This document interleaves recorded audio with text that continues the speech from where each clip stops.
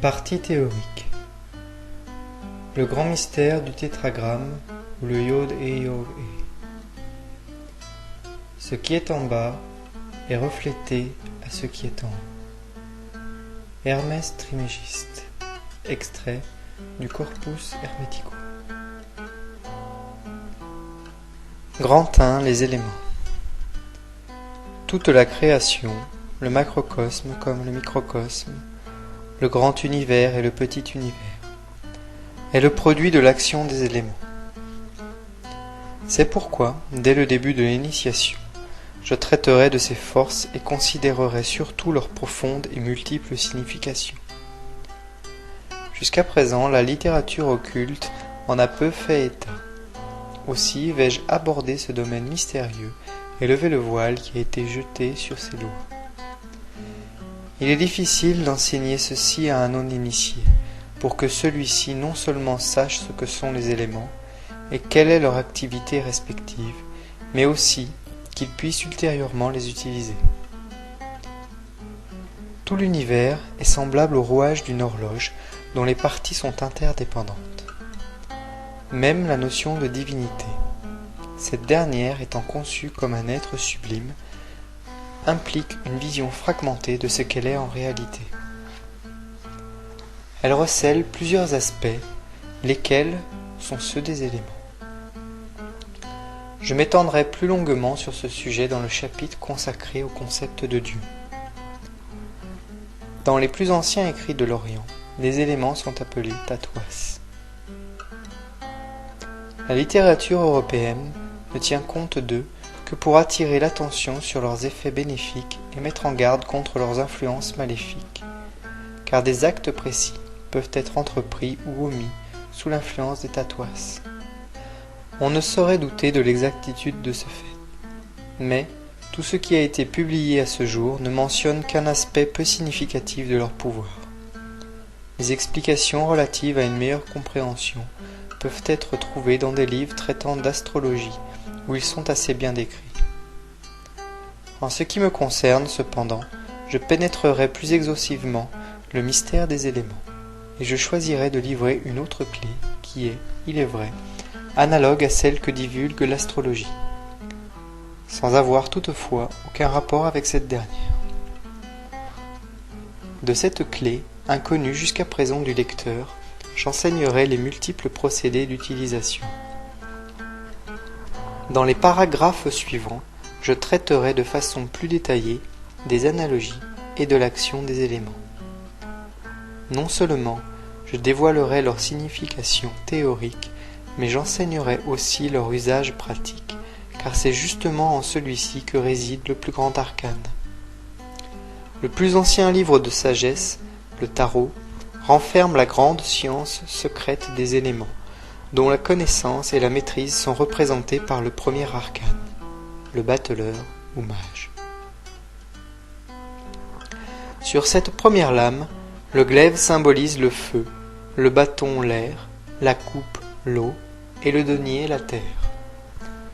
On voit donc que dès les mystères antiques, le battleur fut choisi comme symbole de la première lame et que par conséquent la maîtrise des éléments fut considérée comme la première épreuve initiatique.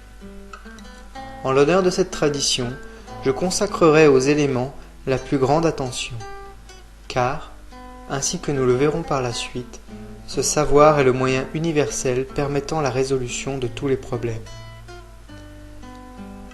Voici la classification des éléments, ou tatwas, selon la tradition hindoue. Akasha égale éther, Tejas égale feu, Apas égale eau, Prithvi égale terre, Waju égale air. Concernant l'éther, les textes hermétiques occidentaux, suivant les textes grecs, ont longtemps nommé éther ou aether, ce que l'Orient appelle Akasha. Cependant, depuis plus d'un siècle, il est d'usage d'attribuer au mot Akasha le sens de substance divine primordiale, esprit unique, source de toute la création, alors que le mot éther désigne à présent un plan subtil et indivisible, certes, mais très dense, en comparaison des autres plans plus élevés. Il s'agit d'un plan de nature quasi-physique, le plan le plus proche de la matière physique. Il est vrai que le plan éthérique est issu comme tous les plans de l'Akasha, source divine. Toutefois, visant la pratique et donc le développement réel des lecteurs, je ne m'attarde pas à expliciter tous les plans subtils, avec leurs nuances respectives, les sous-plans, etc., afin de ne pas emprisonner la science hermétique dans une appréhension essentiellement intellectuelle. C'est pourquoi j'utilise le mot Akasha ou éther, en lui donnant plusieurs sens selon le contexte. Plan éthérique prématériel, ou bien ensemble de tous les plans subtils, ou encore source divine infinie. Aspect qui est, du point de vue vibratoire, infiniment, inconcevablement plus élevé que le plan éthérique quasi-physique. Parenthèse faite, je répète la classification des éléments selon la tradition hindoue.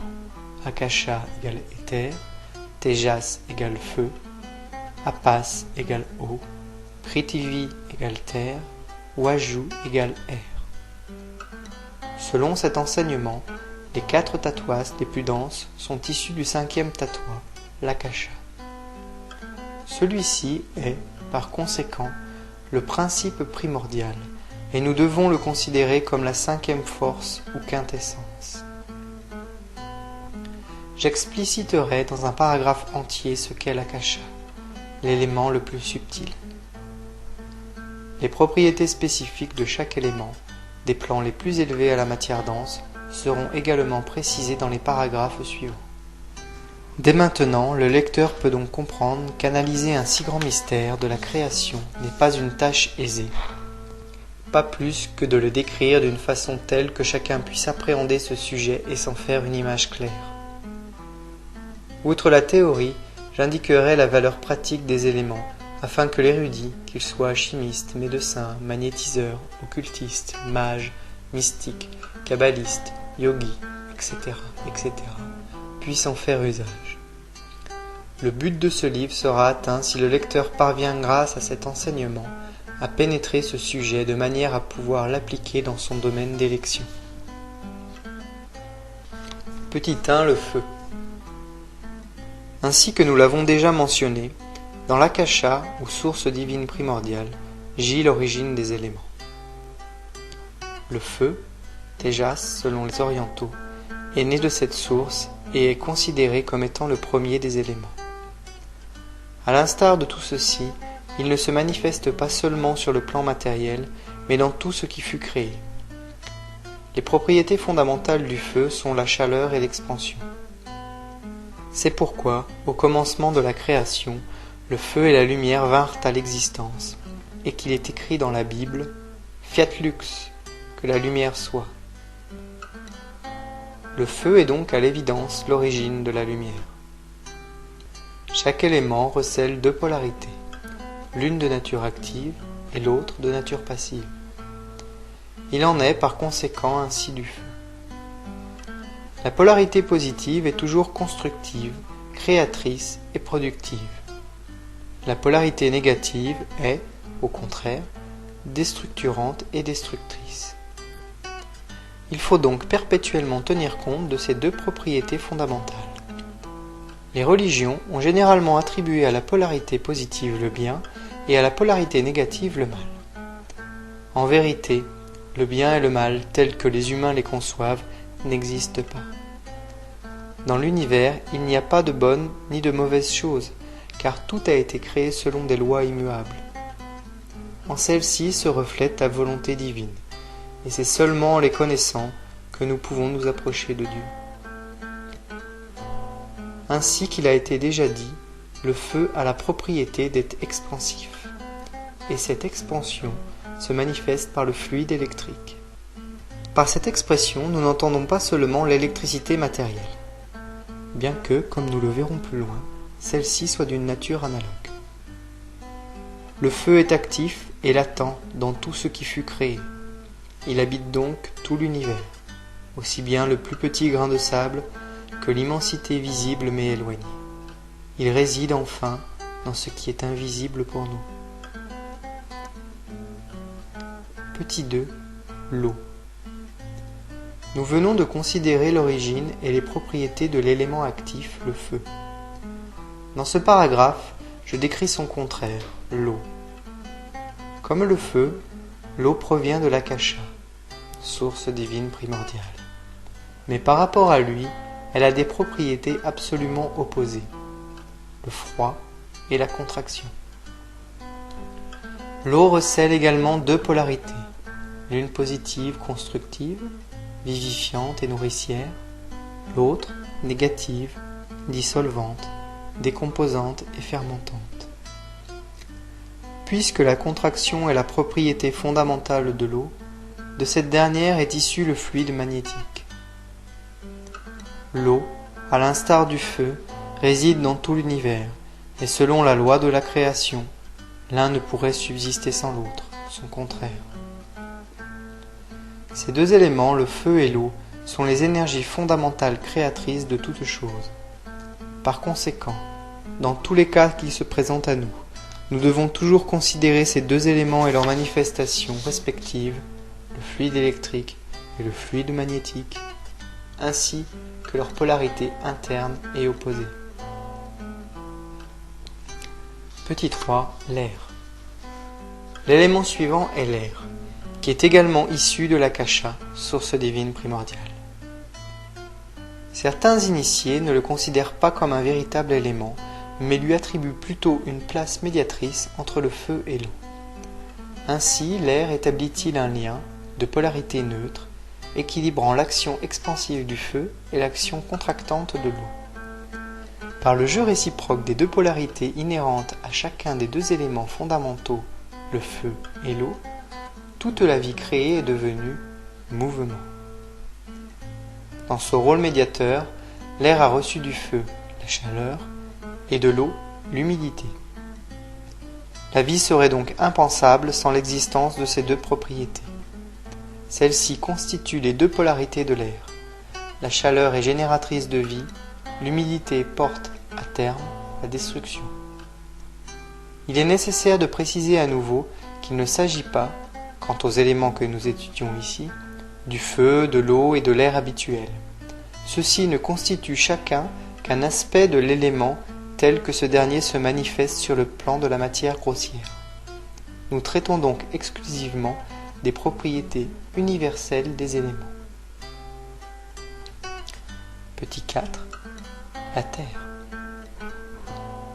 Nous avons dit que l'air n'est pas véritablement un élément, mais cette affirmation vaut aussi pour la Terre. Cela signifie donc que celle-ci, le dernier des éléments, est le produit de l'action réciproque des trois précédents. Sa propriété spécifique est de permettre la manifestation des trois autres en leur donnant une forme concrète. Cependant, du fait de cette forme, ceux-ci sont limités dans leur action et ainsi, l'espace, la mesure, le poids et le temps vinrent à l'existence. L'action réciproque des trois premiers éléments, jointe à celle de la Terre, est devenue quadripolaire. Aussi, l'élément Terre peut-il être considéré comme un aimant quadripolaire. L'élément physique que nous connaissons est un corps ferromagnétique possédant un champ magnétique propre et deux pôles appelés conventionnellement nord et sud selon leur orientation dans le champ magnétique terrestre. Il ne correspond donc pas exactement à ce que j'appelle aimant quadripolaire. Le fluide, en ce qui concerne la Terre, est en conséquence électromagnétique. Et parce qu'en cette dernière, les trois autres éléments sont en activité, toute la création peut être appréhendée. Par la réalisation dans l'élémentaire, le fiat s'est concrétisé. Que cela soit. Le lecteur trouvera plus avant dans ce livre des explications détaillées quant aux actions spécifiques des éléments dans les sphères et les règnes, tels le règne animal, végétal, etc. L'essentiel est d'avoir un aperçu général de leur activité dans tout l'univers.